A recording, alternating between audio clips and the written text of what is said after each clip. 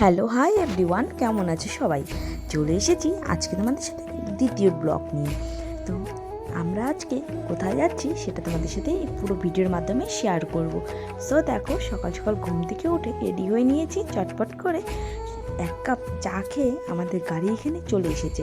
তো দেখো, আজকে যেহেতু যাবো নীলমাধব মন্দিরে দর্শন করার জন্য, তাই আর কি এখানে আমরা ছোট গাড়ি ভাড়া করে নিয়েছি নীলমাধবে দর্শন করার জন্য ভাড়া করে নিয়েছি।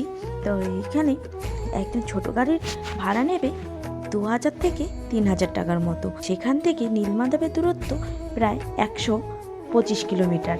তোমরা যদি এখান থেকে গাড়ি রিজার্ভ করে নাও, তোমাদের প্রায় ছোট গাড়ির ভাড়া লাগবে 2500 থেকে 3000 টাকার মতন নিয়েছিলাম। যেহেতু এখান থেকে নীলমাধবে যেতে 3 থেকে 4 ঘন্টা মতো সময় লাগে, মন্দিরে যেতে সময় লাগে। তো এই মন্দিরটি অবস্থিত উড়িষ্যায় নয়াগাঁও কান্তিলোতে অবস্থিত। এখান থেকে যেতে প্রায় 3 থেকে 4 ঘন্টা মতন সময় লেগে আছে। আর এই ভিডিওর মাধ্যমে বলবো যে মন্দির কটা থেকে কটা পর্যন্ত খোলা থাকে আর মহাপ্রসাদ কখন পাবে, এই ভিডিওর মাধ্যমে বলবো। তার জন্য এই আমার পুরো ভিডিওটা দেখতে হবে আর সাবস্ক্রাইব করে রাখতে হবে। তারপর এখান থেকে গাড়িতে তেল ভরে নিল। তারপর এখানে যেতে যেতে দেখছিলাম এখানে কত কমলা লেবু, পেয়ারা। আমাদের জায়গার থেকে এখানে তুলনামূলক দামটা একটু বেশি নিচ্ছে। তারপর এখানে গাড়ি রওনা দিচ্ছিল নীলমাধব মন্দিরে যাওয়ার জন্য। তো এখানে যেতে যেতে দেখতে পেলাম রাম মন্দির। এখন আমরা চলে এসেছি গাড়ি পার্কিংয়ে। এখানে এই রাস্তাটা যে দেখতে পেরেছো, এটা সোজা গিয়ে ডান দিকে সেই রাস্তা দিয়ে যেতেই হবে। এখন আমরা যাচ্ছি নীলমাধব মন্দিরে দর্শন করার জন্য। তো এই রাস্তা দিয়ে ডান দিকে যাব। এই হচ্ছে নীলমাধবের মন্দির। এখানে তোমাদের জুতো রেখে যেতে হবে। একজনের জন্য জুতো রাখার পার পিস নেবে 5 টাকা করে। তোমরা এখানে জুতো রেখে প্রবেশ করবে। তো এই হলো নীলমাধবের মন্দির, যেটা ভিতরে একদমই ফটো বা ভিডিও অ্যালাউ নেই। তো আমি বাইরের থেকে ভিডিও বা ফটো তুলে নিয়েছি। এরপর এই মন্দিরে প্রবেশ করার আগে এখানে পান্ডা হতে সাবধান।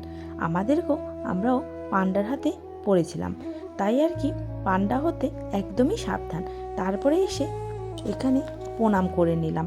তো তারপর নীলমাধবের ফটোটা শেয়ার করলাম। এই মন্দিরের পুরাণত প্রাচীন এক কাহিনী আছে, যা হচ্ছে এই মন্দিরটি উড়িষ্যার জগন্নাথ মন্দিরের কথা আমরা সবাই জানি, কিন্তু জগন্নাথ মন্দিরের আসল ইতিহাস কোথাও লুকিয়ে রয়েছে। এটা কিন্তু আমরা খুব কম লোকেরাই জানি। এই মন্দিরে শ্রীকৃষ্ণ নীলমাধব রূপে পূজিত হন। এই মন্দিরটি অবস্থিত উড়িষ্যা কান্তিলোতে অবস্থিত। প্রাচীন দেবতা নীলমাধব মন্দিরে এই ভগবান শ্রীকৃষ্ণ এক রূপ, যিনি পুরীর জগন্নাথে এই মন্দির আদি রূপে বলা হয়।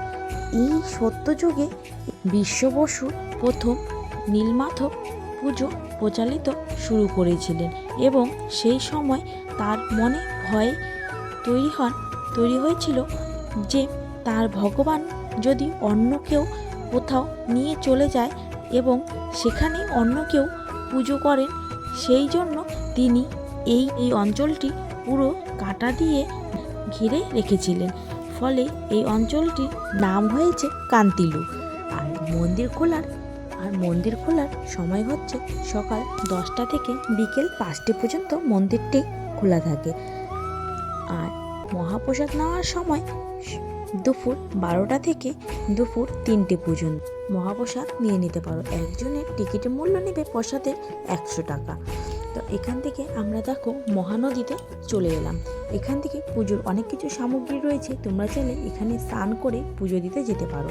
আসন প্রসাদ কিনে নিতে পারো। ভিডিওটা আশেপাশে থাকে পুজোর অনেক লাইক, কমেন্ট, শেয়ার, সাবস্ক্রাইব করতে ভুলবে না। আবারও নিয়ে আসবো নতুন একটা ব্লগ। ভালো থেকো, সুস্থ থেকো।